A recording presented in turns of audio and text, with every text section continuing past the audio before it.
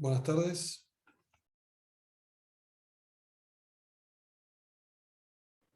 Hola, buenas tardes. Hola, buenas tardes. Hola, buenas tardes.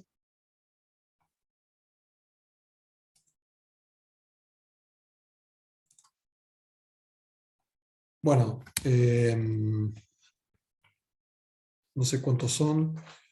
La idea era poder hacer un repaso. Estamos prácticamente sobre el segundo parcial. Entonces, un poco la propuesta sería, si tienen dudas, si tienen algún tema que haya quedado, sobre el que haya quedado dudas, para volver sobre el mismo, y no agregar más temas que creo que por ahí ya hemos completado todo el temario.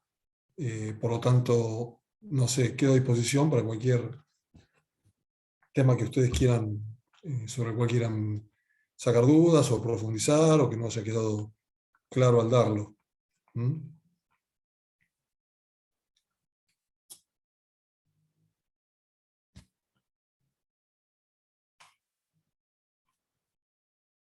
No hay nada que les interese en particular.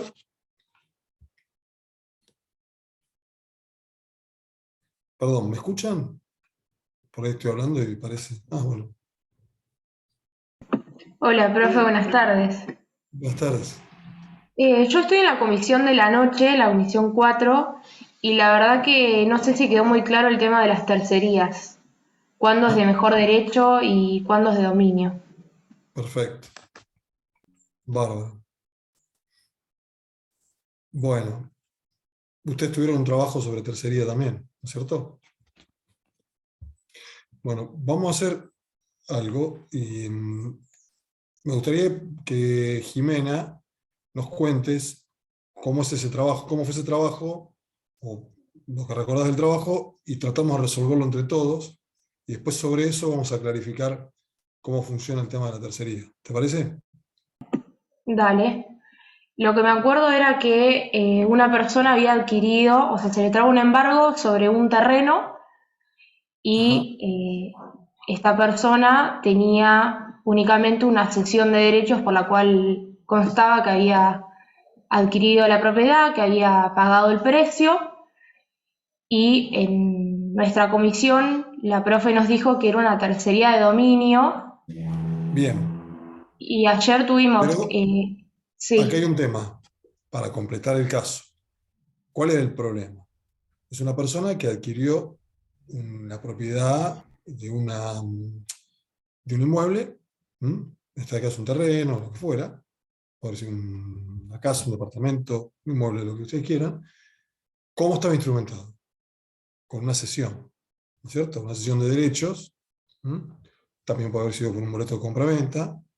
Como eso, la instrumentación puede variar, en este caso puede haber distintas formas de hacerlo. Bien, pero ¿cuál es el problema? Se le trabó un embargo sobre esa propiedad. Entonces ahí tenemos que prestar atención en eso. ¿Mm? Se trabó un embargo sobre esa propiedad. Un embargo que no estaba dirigido a él. Se traba un embargo en un juicio en el cual no es parte y no está demandado. ¿Mm? Supuestamente, lo que sucede es que ese bien se encuentra a nombre de otra persona y ese bien no fue escriturado a nombre del cesionario. ¿Eh? ¿Correcto?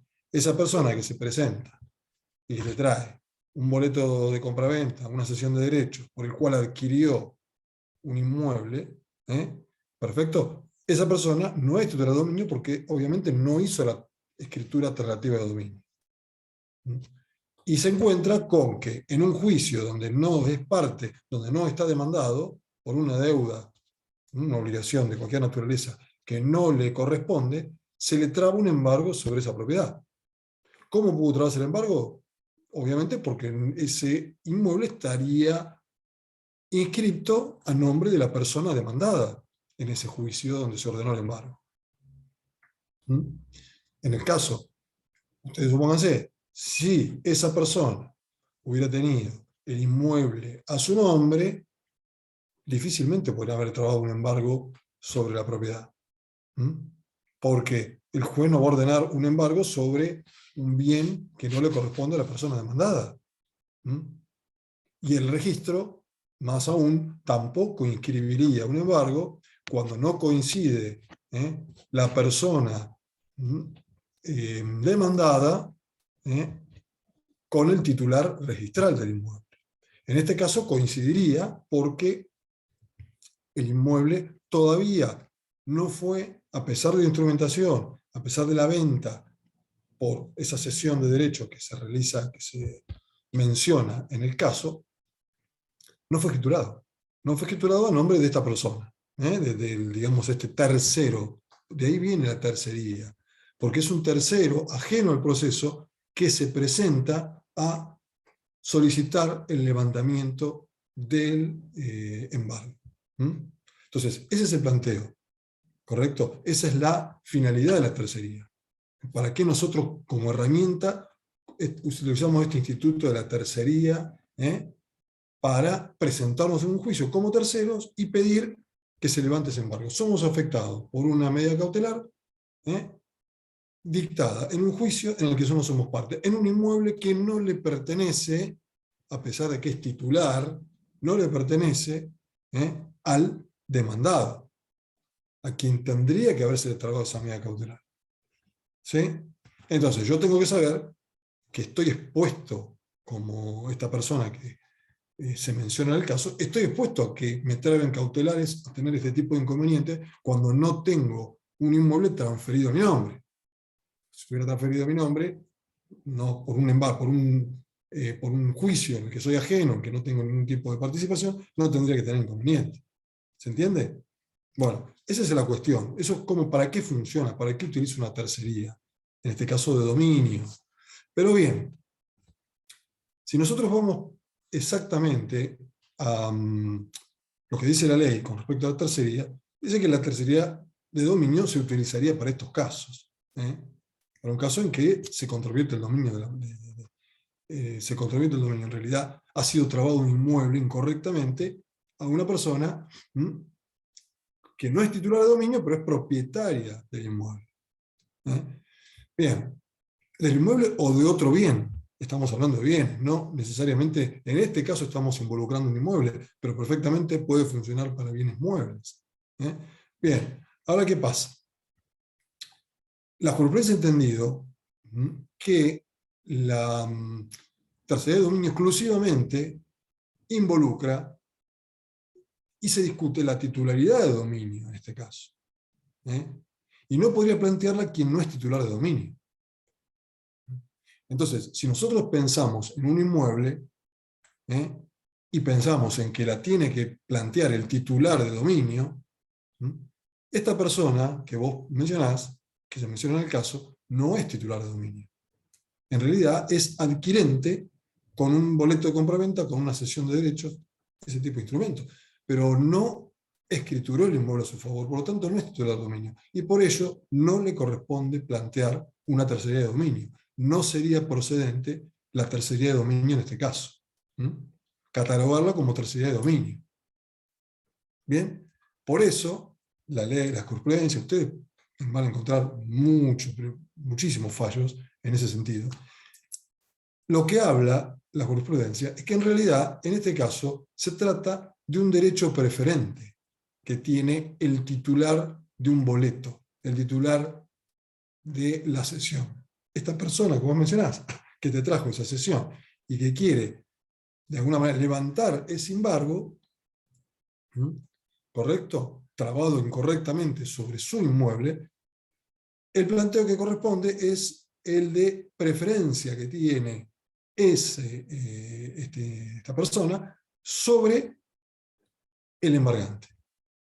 ¿Por qué tiene una preferencia? Porque en realidad su obligación a escriturar ese inmueble, esa obligación asumida por el titular registral que está demandado en el otro juicio, ¿sí?, que está demandado en ese juicio donde se ordenó el embargo, es anterior y preferente al del embargante. Es decir, la persona que suscribió esa cesión y que adquirió ese inmueble por una cesión, tiene un derecho a ser pagado preferentemente al embargo. ¿Se entiende? ¿Y cuál es por qué tiene un derecho de pago preferente? Porque tenemos que entender el pago como cumplimiento de la obligación, en sentido amplio, no en sentido estricto que le deben dinero. Es decir, el propietario que le cedió del inmueble, el titular del inmueble que le cedió, no es que le deba dinero, en realidad le debe una obligación, tiene que cumplir una obligación que es la de escriturar el inmueble. Entonces, esa obligación es anterior al embargo que se trabó en ese juicio. ¿Entendés? Por eso es una tercería de mejor derecho. ¿Cuál es el mejor derecho que vas a hacer valer? El derecho preferente a que te escrituren el inmueble. Ese es el derecho preferente que tenés, a que te escrituren, por sobre el derecho del embargante. Siempre, obviamente, justificando que es anterior ese derecho, de fecha anterior. Entonces, ¿cómo lo justificás? Este contrato que vos presentás tiene que tener fecha cierta. Tenés que hacer valer una fecha cierta, entonces va a ser oponible al embargante. Cesión, boleto de compraventa, lo que fuera. Entonces, de ahí viene, si es la encuadramos con una tercería de mejor derecho o la encuadramos con una tercería de dominio. Porque todo lleva a pensar que en realidad es una tercería de dominio, porque en realidad yo quiero que levanten el embargo porque yo no soy titular de dominio. Yo soy propietario por un instrumento o derecho que surge de un instrumento, que en este caso es una cesión, que puede haber sido un boleto, como lo venimos reiterando. Entonces, en ese supuesto, tengo un derecho preferente. No soy titular de dominio, no puedo plantear una tercería de dominio, según la jurisprudencia. Nosotros siempre, en teoría, lo estudiamos como la de dominio, para este caso, y la mejor derecho para una cuestión, sí, preferencia en el derecho, pero que ya vamos a hablar cómo funcionaría. Pero la construcción jurisprudencial atiende de esta forma o plantea para estos supuestos esta modalidad, que es aplicable a la tercería de mejor derecho. ¿Cuándo sería aplicable la de dominio? En un bien mueble. Porque yo no necesito, para ser propietario de un bien mueble, no necesito ser titular registral. No son bienes registrables. Salvo que es un bien registrable como un automotor, una aeronave, lo que sea, semoviente, que sea un bien mueble registrable. Pero si yo tengo, por ejemplo, muebles de mucho valor, un bien mueble de mucho valor, perfectamente puedo plantear una tercería de dominio, porque ¿cómo justifico el dominio de los bienes muebles? Con la posesión. Perfecto. Entonces, con el hecho de demostrar la posesión, ya estoy ejerciendo el título de propiedad de ese inmueble. Soy propietario del inmueble. Por lo tanto, perfectamente, en un supuesto similar, esa tercería, en el caso que decíamos, fue embargado un bien mueble en un juicio que es ajeno a quien detenta su posesión, perfectamente podríamos decir, por ejemplo, tengo un boleto de compraventa, pues perfectamente podría tenerlo. Yo en ese caso estaría en una prueba más favorable, porque si yo vamos a pensar que yo tengo el boleto de compraventa sin certificar, es difícil encontrarlo. O sea, dejemos un poco la parte teórica, o sea, lo que puede suceder en teoría, lo aconsejable, a lo que realmente pasa. Si vamos a hacer un boleto de compraventa, difícilmente lo certifiquemos en una compra de un inmueble. Podremos tener, sí, una factura. Vamos a pensar en esa posibilidad. La factura de compra de un inmueble, y en ese caso podemos justificar, mediante los libros de comercio, del vendedor, etcétera, que fue emitida correctamente y la fecha de esa factura. Entonces, ese inmueble a su vez, al ser embargado, no se encuentra en la propiedad del deudor y se encuentra en la propiedad de la persona que plantea la tercería, obviamente está demostrando que la posesión la tenía en ese momento, y por ello que no se encontraba en poder del deudor, porque si no podría simularse, después, mañana, decir, no, una vez que fue embargado y estaba en posesión el deudor de ese bien mueble, venir un tercero a decir, no, pero en realidad me lo había vendido. Y bueno, planteó la tercería de dominio. No estaríamos en condiciones de hacerlo, sería difícil probar ese extremo. Pero como les decía, como ven, en ese caso sí, de ser bienes muebles, perfectamente es viable la tercería de dominio, encuadrarla de esta forma. Sin perjuicio de estas consideraciones que hacemos, que surgen, como les digo, de la jurisprudencia. Esto no quiere decir que algún juez lo pueda tomar como una tercería de dominio, cuando no somos titulares, cuando no justificamos la titularidad. Porque como les vuelvo a decir, es muy difícil que a un titular registral, a una persona que tiene consolidado su derecho de propiedad mediante la inscripción en el registro, escrituración, inscripción, le traban un embargo en un juicio de un tercero. Puede ser que por error, por lo que sea, pero en ese caso no necesitaría la tercería, porque podría ir por el levantamiento de embargo sin tercería del 104. ¿Se entiende? Entonces no necesito un juicio de conocimiento como en la tercería, y puedo ir meramente por un levantamiento de embargo, que es una cuestión, también le llaman tercería abreviada, el 104. Entonces, perfectamente podría utilizar ese mecanismo y no tener que recurrir al juicio de tercería. ¿Correcto?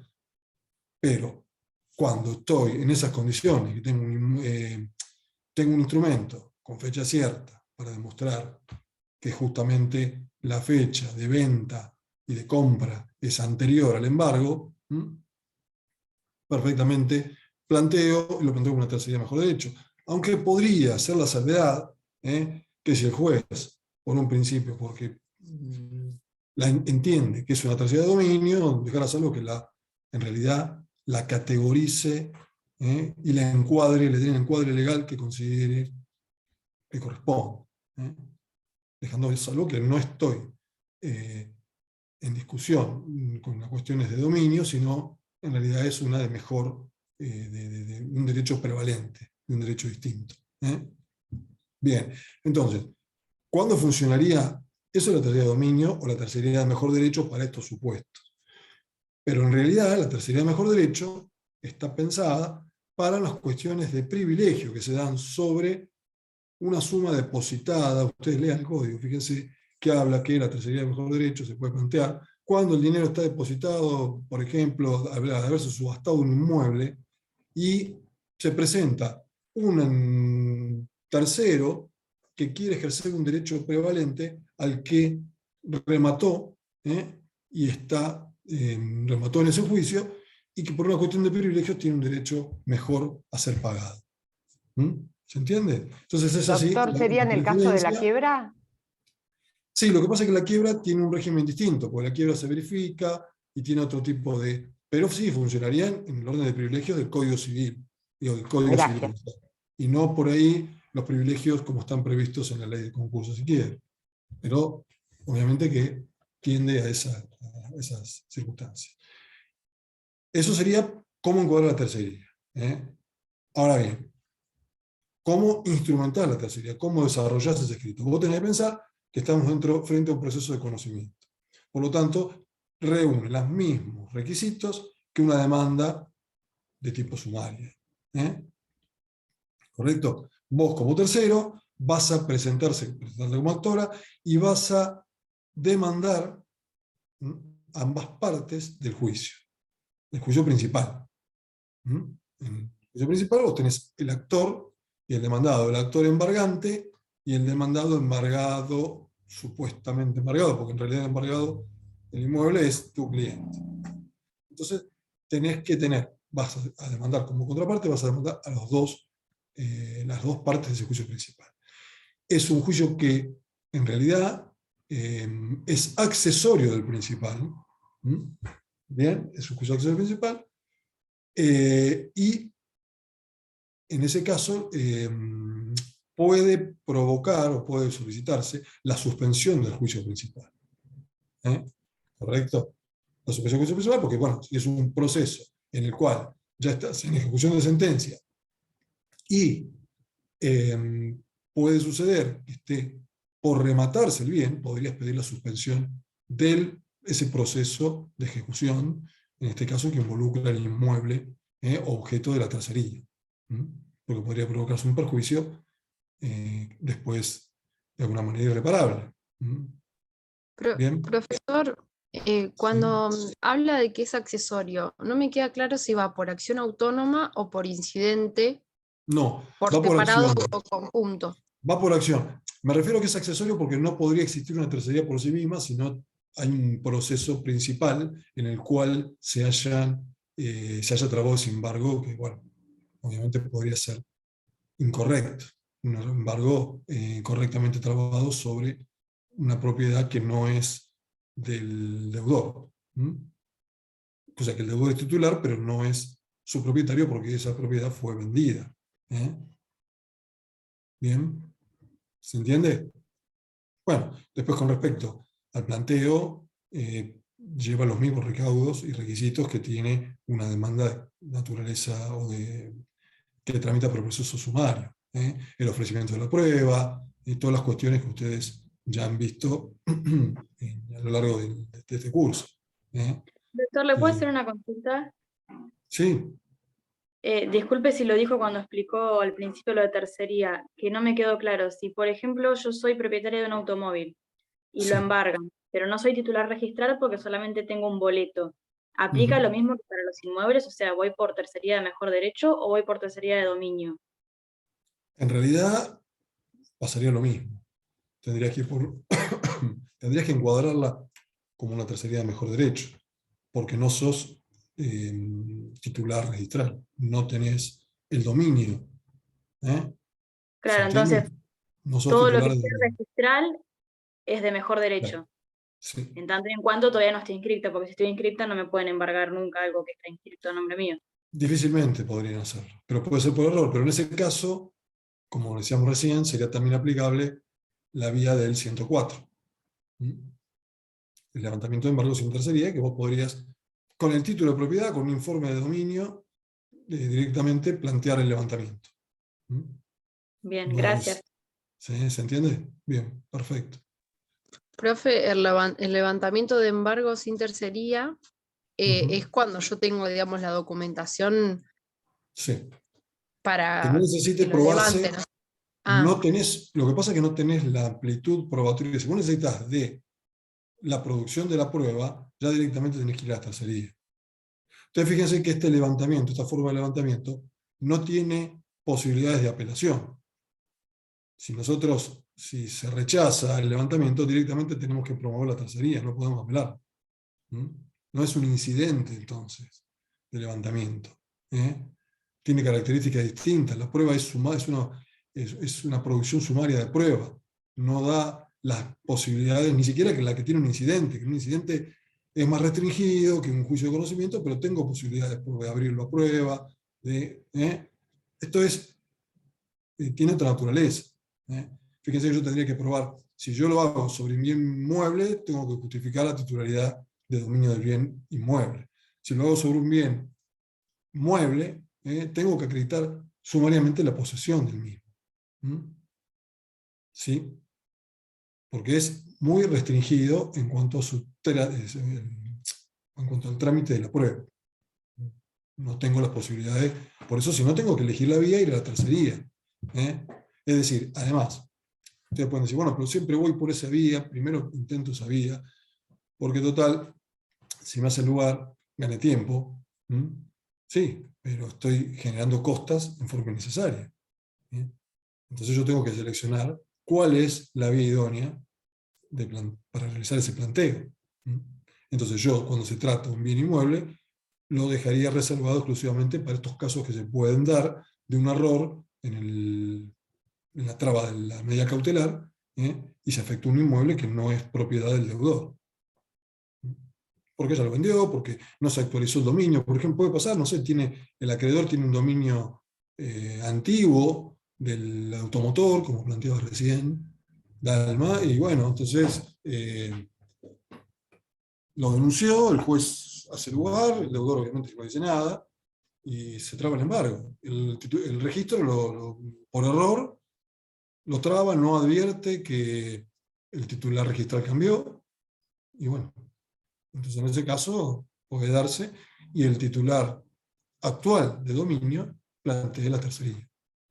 Perdón, plantea el levantamiento sin tercería, justificando el dominio del automotor. ¿Sí? ¿Se entendió? ¿Quedó más o menos claro? Sí, perfectamente, doctor. Bárbaro. Le hago una consulta, doctor. Sí. Acá estamos pagando el bono 8480, el anticipo previsional, y pagamos también tasa y sobretasa. Sí, la tasa sobre tasa tienen que ver, o sea, si nosotros estamos involucrando un bien que tiene un valor determinado, estamos justamente ante la obligación de tributar la tasa de justicia sobre ese bien, sobre el valor de ese bien. Y después, con respecto al anticipo provisional y al bono del Colegio de Abogados de la Ley 8480, siempre que sea nuestra primera presentación como abogado, tenemos la obligación, ya no carga, sino que obligación, de justificar el pago en ese expediente. Es decir, después no lo van a tener que hacer por ser un impuesto. Viene de una manera también relacionado con lo que hablábamos recién, la accesoriedad de esa tercería, en el planteo del juicio principal, porque ya el abogado del actor y el abogado del demandado, de presentarse en ese juicio, no tendrían la obligación de justificar el bono, pagar el bono y el anticipo provisional. Porque ya lo pagaron en el proceso principal. Entonces, en este proceso accesorio, no lo tendré que pagar. Nosotros, si nos presentamos, si promovemos la tercería, obviamente tenemos que cumplir todos esos recaudos. Como en todo juicio. Gracias. No hay de qué. Obviamente que con respecto a la prueba, la producción de la prueba, la forma en que se va a desarrollar va a ser en la oralidad, en el sistema de justicia 2020. Audiencia de vista de causa, etcétera, porque es un proceso de esa naturaleza.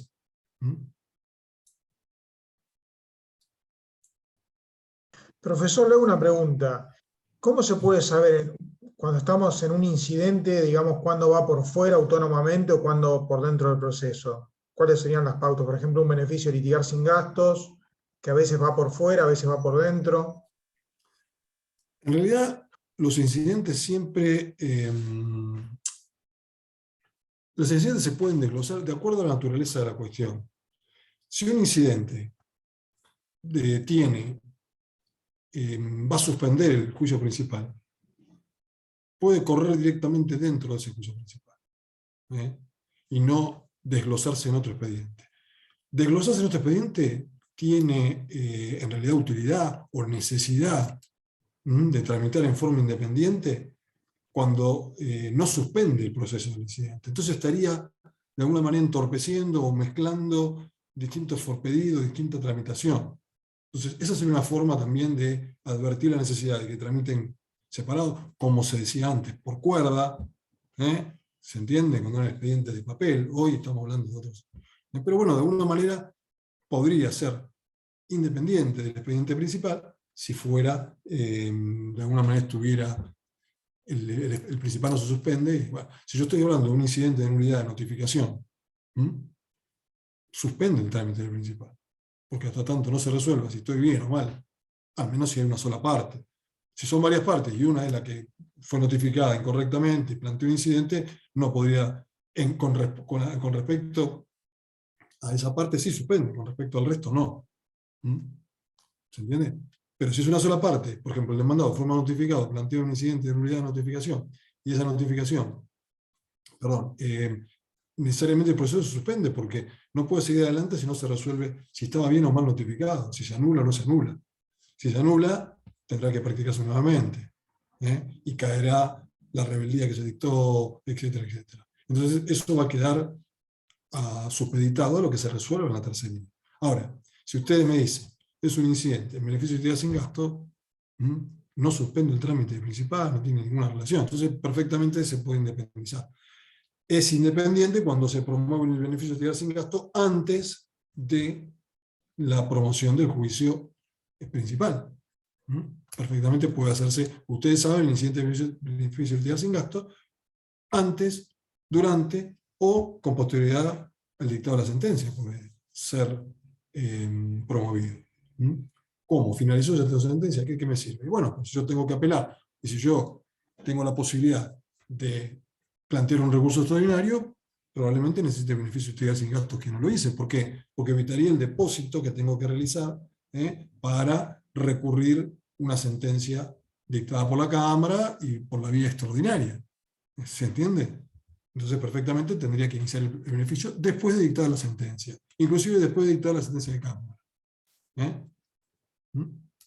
Entonces, fíjense que puede ser independiente del proceso y estar separado del mismo. No sé si con esto ahora vos me querías... Sí, gracias, doctor. Bien, Sí. perfecto.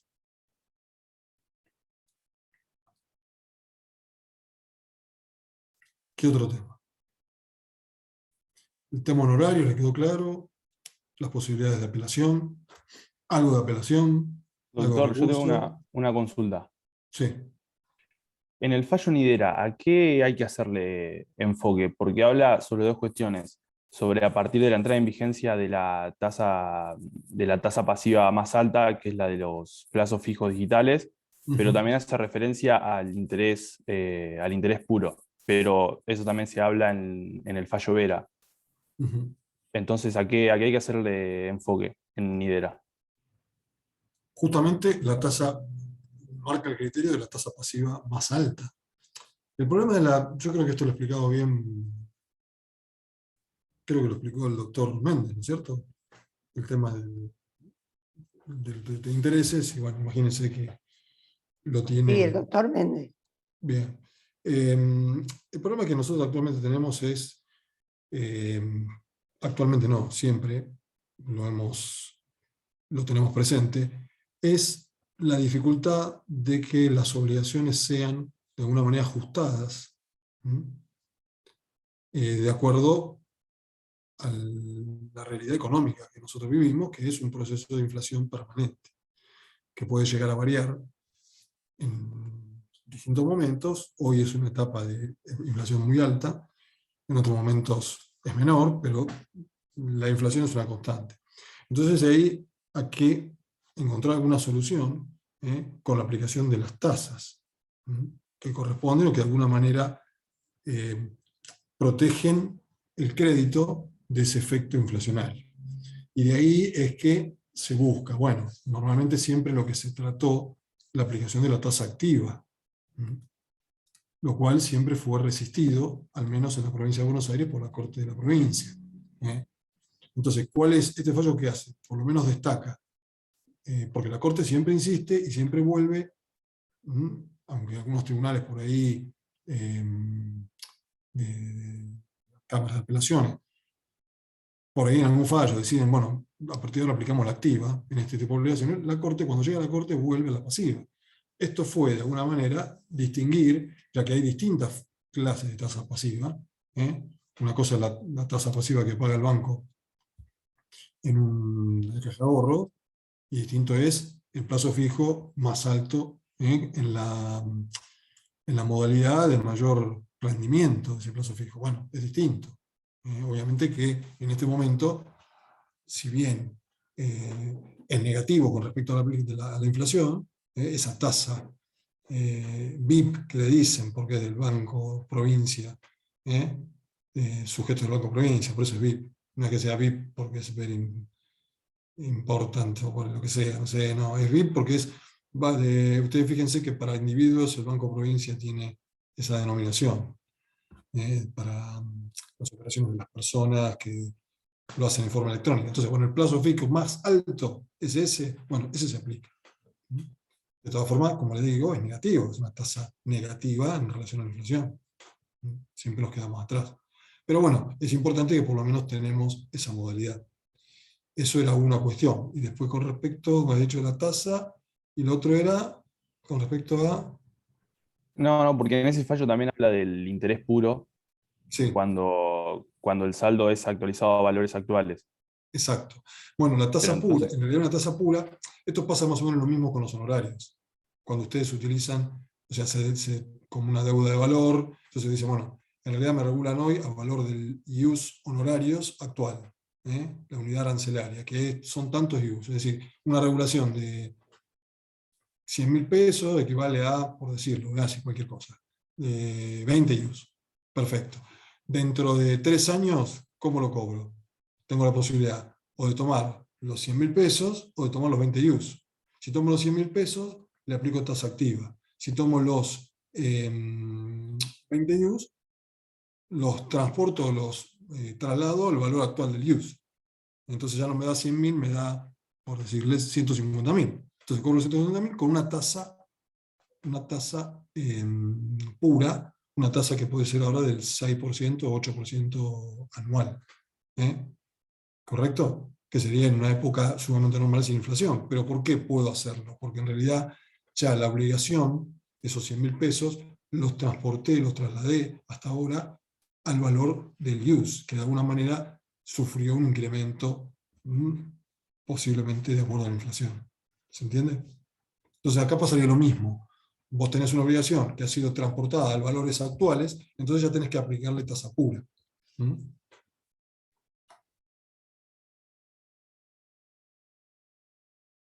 Bien.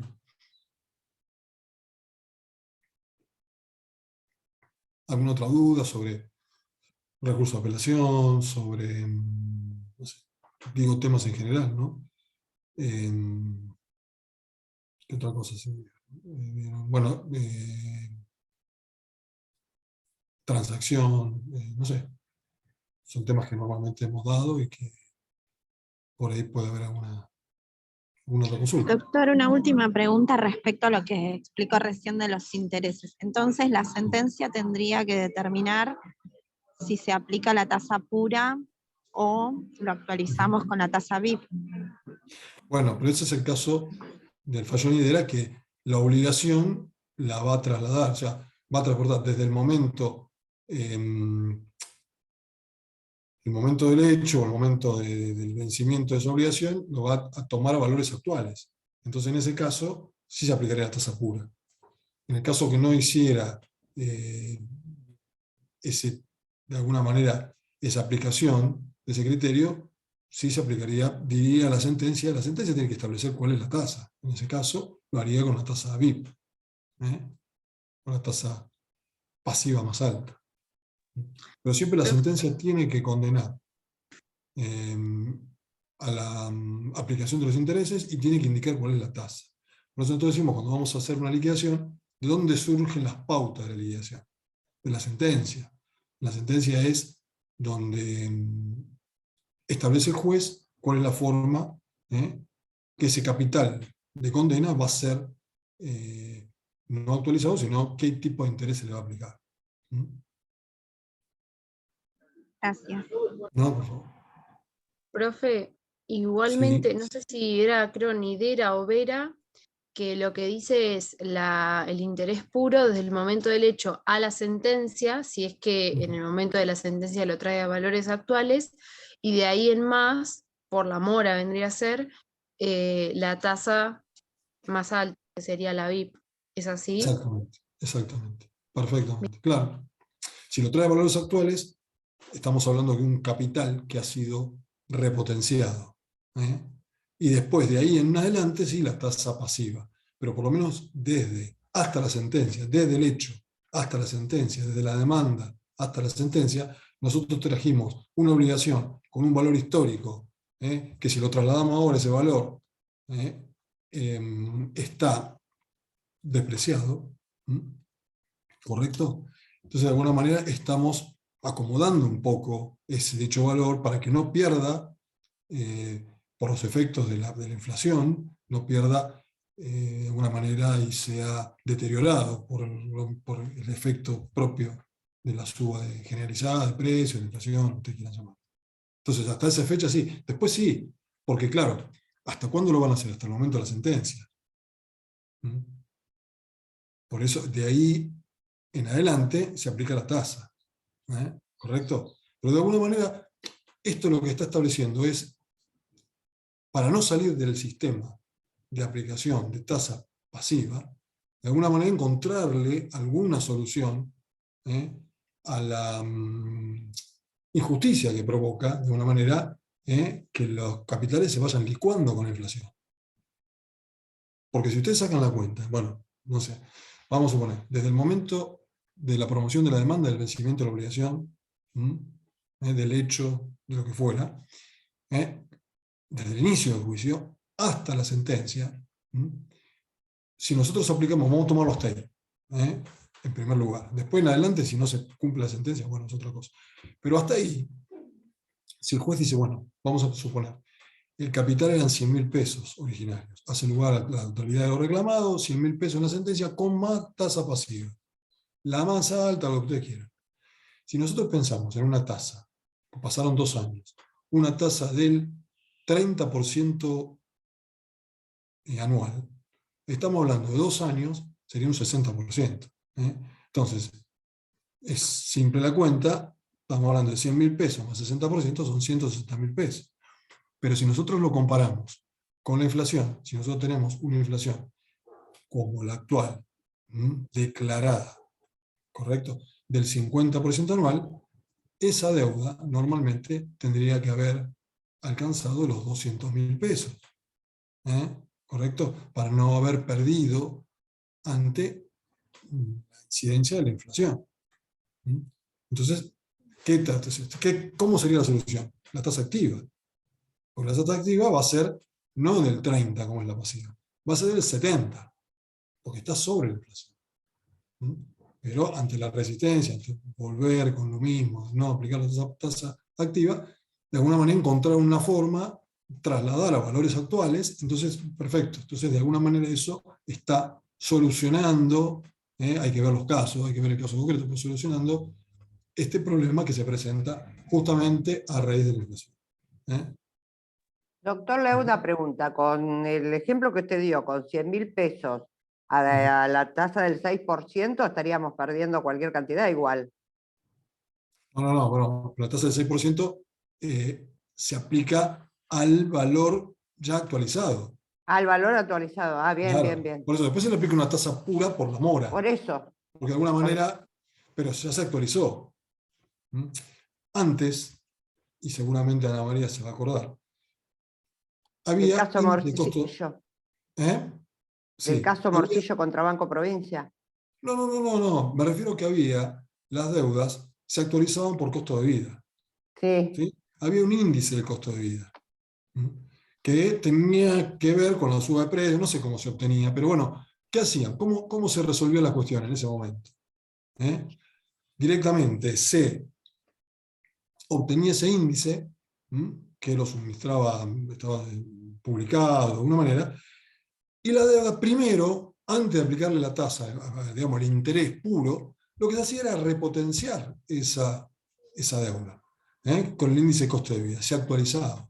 Hasta que, por supuesto, se prohibieron las actualizaciones, ya no se pueden realizar. Hoy estamos hablando de un interés para actualizar una deuda. El interés no es para eso.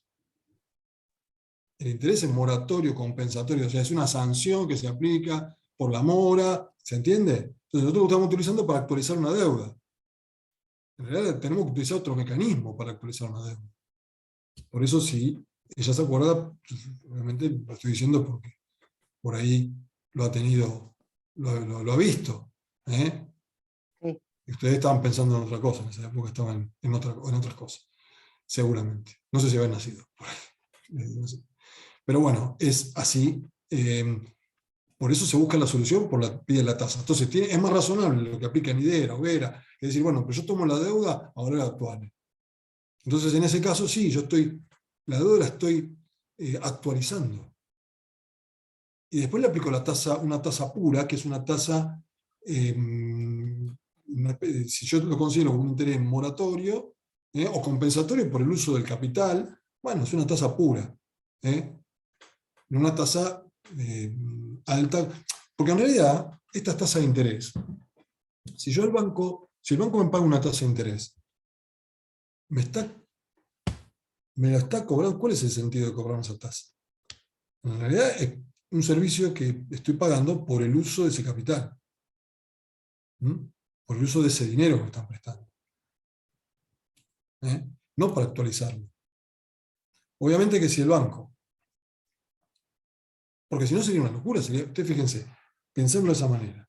Si internacionalmente estamos hablando de una tasa, no le estoy hablando de una tasa LIBOR, nada por el estilo, pero una tasa normal, que les da el 8% en moneda estable, ¿cómo acá estamos hablando de que me va a pagar el 30, el 40 como pagan ahora? Es impensado. Lo que pasa es que el banco a su vez está prestando a valores muy altos. ¿Por qué? Porque en realidad tiene que cubrir, tiene que tener una tasa positiva y no negativa. Pues si no está atrás de la inflación, pierde plata. Eso arrastra que a mí también me pague más, aunque es negativa la tasa, pero que me pague más de lo que normalmente tendría que rendirme un depósito de esa naturaleza. ¿Se entiende? Entonces lo que pasa es que la tasa de interés lo que está haciendo es, de alguna manera, resguardando el capital, actualizando ese capital. Si yo el capital lo actualicé, ya le puedo aplicar una tasa pura.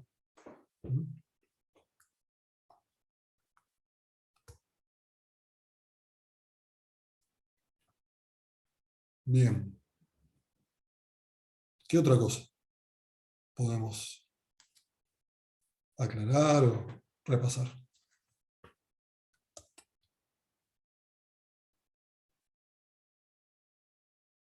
Bueno.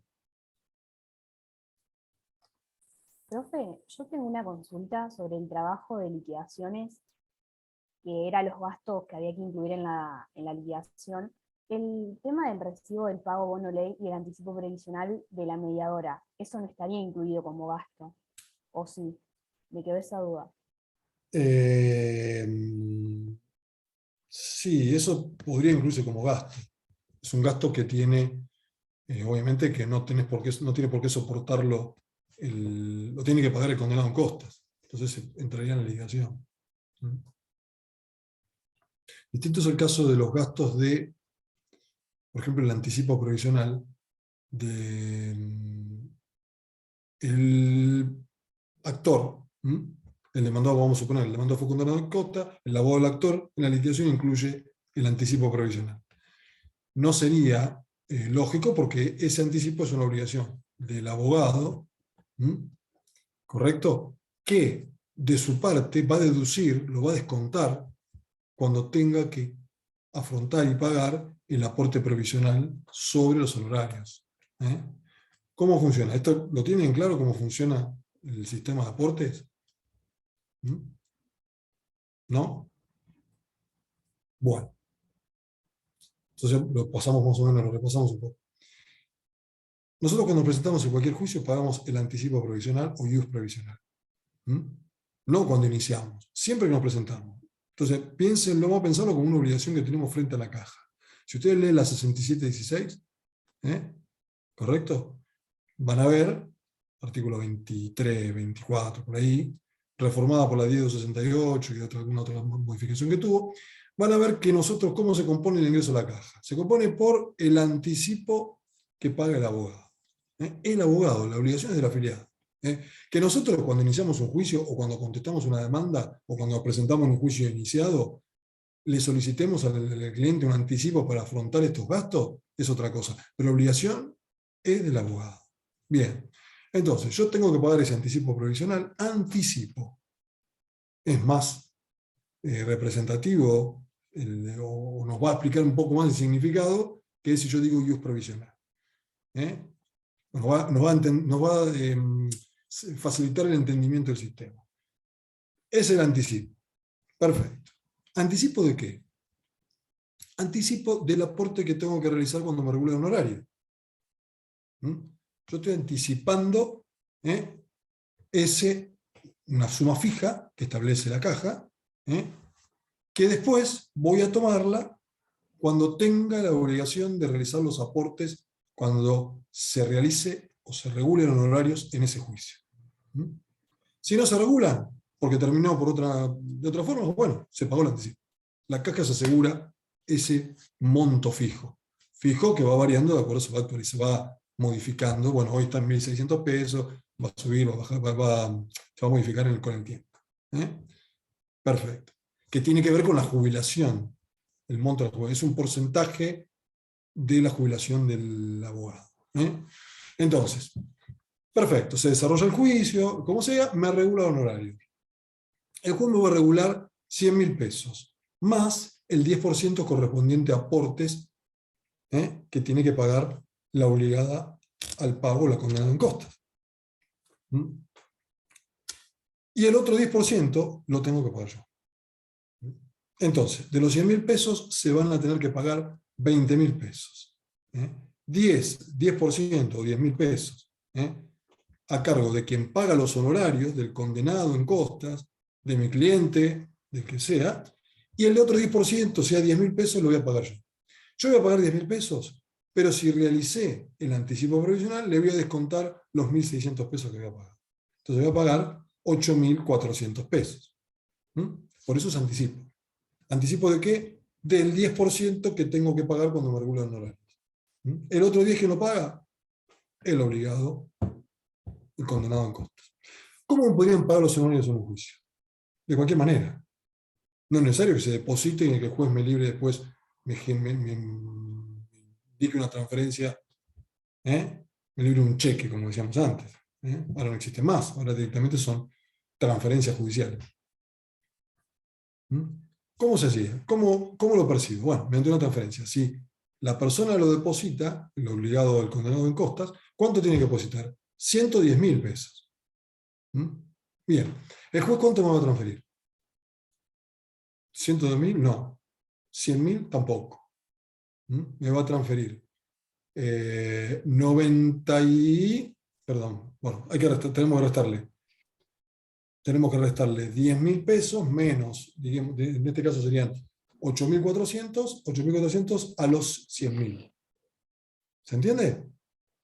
Porque de ese 10% que yo tenía que pagar, le descuento el anticipo provisional. Entonces serían, saco la cuenta, 91.600. ¿Sí? ¿Eso lo deposita en una cuenta a orden del juzgado o en un CBU Sí. que el abogado da? A nombre del juzgado. Es decir, y dentro ahí de las después lo posibilidades, transfieren. no necesariamente, yo perfectamente lo puedo percibir directamente de la parte contraria, del obligado al pago. Lo puedo percibir, le hago una factura, le hago un recibo, me lo transfiere, no necesariamente me van a exigir los aportes. Después, es decir, les explico esta forma porque es en la que podemos ver cómo el juez retiene ese dinero, o sea, y advierte, y el resto va a ser integrado a la caja. Si directamente el demandado vino y me pagó, yo le tengo que cobrar 110.000 y tengo que pagar. A la caja le tengo que pagar, tengo que hacer una boleta donde integro a la caja 10.000 más 8.600, perdón, 8.400, que corresponde a mi parte. Pero esto más que nada quería resumir en esto. El aporte es el 20%, el 10% paga el abogado y el 10% paga cliente, en este caso el condenado en costas. ¿Correcto? De ese 10% que paga el abogado se deduce el anticipo. Por eso no lo podés. Todo esto, ¿a qué viene? A que ese anticipo te corresponde.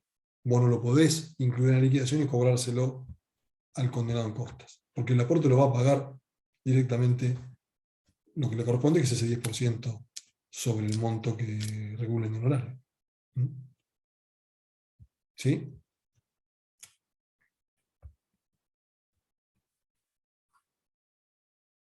Bueno. ¿Alguna otra duda? ¿Algún otro tema?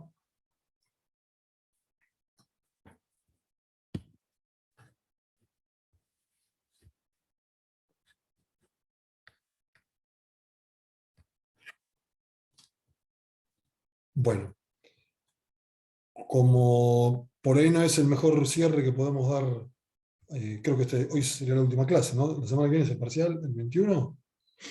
Sí, bueno, sería la última clase.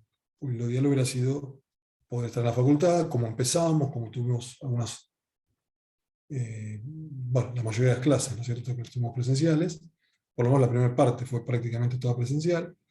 Pero bueno, por ahí me gustaría que alguno que se anime o tenga ganas de decir algo con respecto a cómo fue la cursada, si estuvo interesante, o qué cosas ustedes podrían sugerir para las Es que no hay comisiones. cosas para sugerir, doctor, porque la cátedra en general brinda todo lo que uno necesita. Inclusive Carolina por ahí me dice, ay, sos chupa media, pero es la verdad, porque yo le he llamado hasta un sábado a la tarde, le mando un mensajito haciendo una consulta y la contestan. Los docentes, por ejemplo, tanto el doctor Basso, no tenemos palabra para decir. Sí, realmente me alegra el reconocimiento que ustedes hacen en base a esto. Sabemos que todos los miembros de la cátedra trabajan y tienen mucho contacto con ustedes, ya sea por grupos de WhatsApp, obviamente que la clase presencial nos da otras posibilidades. Ustedes ahora son pocos, porque estamos justo en la transición de planes. Normalmente esta cátedra tiene alrededor de 150 alumnos, 120, 150 por ahí. Hoy tenemos el tema que ustedes, la mayoría, los que están en el plan nuevo son los que se optaron por el plan, no los que iniciaron el plan con este plan de estudio nuevo o vigente. El resto viene con el plan anterior, entonces se produce ese, podríamos decir, ese bache en este tiempo, pero la idea es, nosotros tenemos armado la dotación de docentes es para tener 5 comisiones, porque obviamente que es necesario, independientemente de la clase plenaria, en las comisiones trabajar con un grupo reducido para tener mayor llegada, poder trabajar mayor participación en los temas. Tratamos de hacer un enfoque práctico, que ustedes no repitan derecho procesal, como ya lo vienen, si bien siempre es bueno refrescar conceptos y tener mejores, de alguna manera, verlo reiteradamente, porque es una materia que ya lo hemos dicho, recurrimos a diario a la misma. El derecho procesal está presente en el desarrollo de la profesión en forma continua, ¿cierto? Nosotros derecho de fondo aplicamos cuando iniciamos una demanda, cuando apelamos, pero el derecho de forma o adjetivo es de uso cotidiano. Pero de todas formas tratamos de darle un enfoque distinto dentro de las posibilidades que tenemos en una cátedra de esta naturaleza. Que ustedes trabajen sobre casos, que ustedes practiquen, realicen escritos, que utilicen esta forma virtual que tenemos en presentación del campus, para que de alguna manera carguen una demanda, una cooptación, un escrito, de la misma manera que lo van a hacer en la plataforma del Poder Judicial. En fin, esa es la idea que nosotros tenemos, y bueno, los docentes realmente están a la altura de la propuesta que nosotros hacemos, porque creemos que tienen mucho contacto y están siempre atentos a las inquietudes que ustedes tienen. Así que bueno, pero bueno, eso Lo por que ahí. sí le voy a pedir de vuelta, si puede ser un poquito más grande la letra del parcial y que nos den un poquito más de tiempo. Sí. Es por una cuestión, usted que es Eso contadora, porque es yo una tardo cuestión, mucho. es una cuestión económica. Porque tratamos de usar, es medio largo, porque tratamos de, largo los enunciados, ¿no? Los parciales por ahí tienen 5 preguntas, 4 preguntas, un escrito, pero tratamos de reducirlo para que no ocupe más de una hoja. Porque para ustedes mismos sería el efecto que si yo les traigo un parcial de 4 hojas, ya los deprime de entrada. Yo me imagino que ya van a venir, no, esto es Kemp. En realidad, bueno, por eso solamente que se reduce para que sea, pero vamos a decirlo, vamos a ver. Si no, Gracias. vamos a tratar de que por lo menos algunos, sí, para los que tenemos mayores Para Ana, que dificultades. sea con letra grande, si no. Exacto. Sí. Profe, Sí, a mí me a mí quedó... me produce la misma dificultad que le produce a ella, o mayor. Porque cuando llegamos a una edad, no tan, ojo que no, yo ya los pasé los 40 hace tiempo, pero a partir, les digo, pues no es tan cerca a ustedes, pero a partir de los 40 empieza la presbicia, que es natural, le pasa a la mayoría de los adultos, Y ojo que empezamos a usar este tipo de esto para ver de lejos, perdón, para ver de cerca, que yo ahora no puedo, ni la computadora, ni el resto de la computadora puedo ver. Ya, eso tiene un avance terrible. Pero bueno, los celulares, que ahora uso una tablet, porque yo el celular no lo leo, sin lente no lo leo.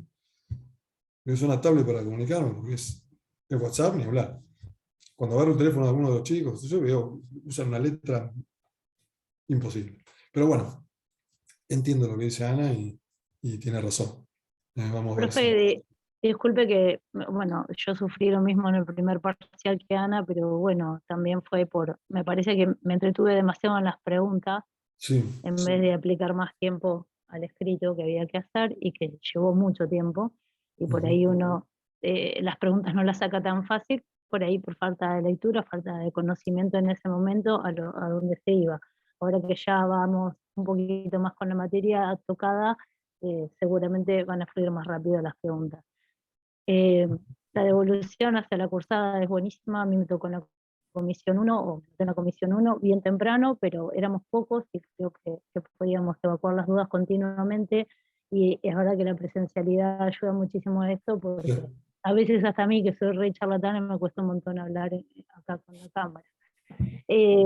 Me quedó una duda que pensé que los compañeros y las compañeras lo habían consultado ayer en la clase de la doctora Hueva, a la que no participé, que lo hablamos un poquito entre algunos de nosotros, es que si en la liquidación los gastos que nosotros consideramos que van en la liquidación, se le calculan intereses. Por ejemplo, ayer teníamos la liquidación que poner 2 cartas documento, y no sabíamos si le aplicábamos intereses o no. Esa duda me quedó y ahora surgió porque pregunté si lo habían consultado y me dijeron que no, así que lo molesto, lo saco de esto, que estábamos hablando lindo, para volver a cursar.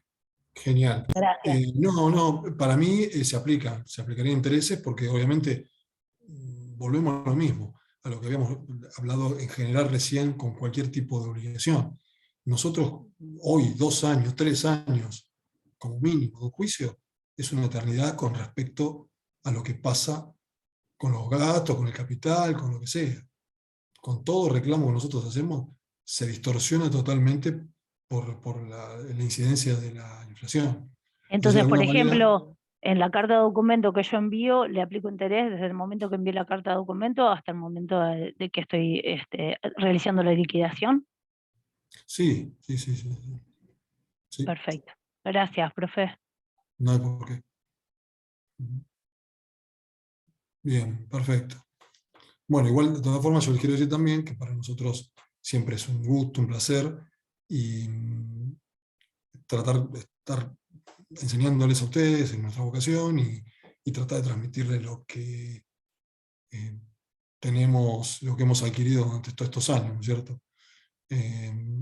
Que algunos lo dije por ahí en las clases, las primeras clases.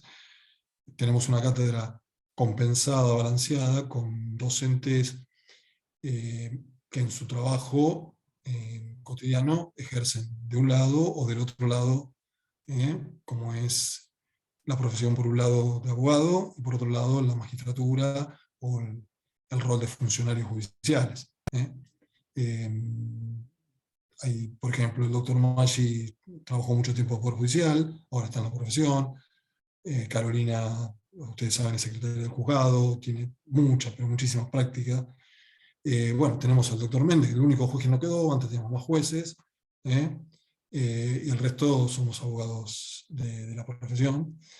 Y bueno, de alguna manera son otros enfoques, distintos enfoques. Yo siempre les insisto con que el doctor Méndez, como integrante de la Cámara, les puede dar una idea sobre esos temas que le reservamos justamente para que él trate, y contarles un poco lo que pasa al resolver esas cuestiones, por ejemplo, las cuestiones de intereses, otro tipo de cosas que son de alguna manera relevantes. Cuando tratamos el tema de la audiencia de vista de causa, lo traemos en auxilio al doctor Casas, que también juez de primera instancia, ha participado mucho en el tema de Justicia 2020. Entonces, para de alguna manera transmitirles esa experiencia, que de alguna manera es formativa para ustedes, que es lo que nosotros tratamos de como resultado de obtener. Bueno, entonces, les deseo lo mejor. El parcial es solamente una etapa a cumplir. La idea siempre es que les vaya bien a todos. Sabemos que se han dedicado y que han trabajado durante el curso del cuatrimestre, por lo tanto, es algo más que nos falta para llegar al final. Les deseo suerte y, bueno, cualquier cosa que ustedes necesiten o algo, tienen nuestros mail, los profesores también tienen, el resto de los profesores tienen hasta su WhatsApp. Entonces, cualquier consulta que ustedes quieran realizar, pueden hacerlo tranquilamente. Bueno, los saludo, buenas tardes, y nos vemos la semana que viene. Muchas gracias, Gracias, profe. buen fin de Buenas semana. tardes. Buenas tardes. Chao.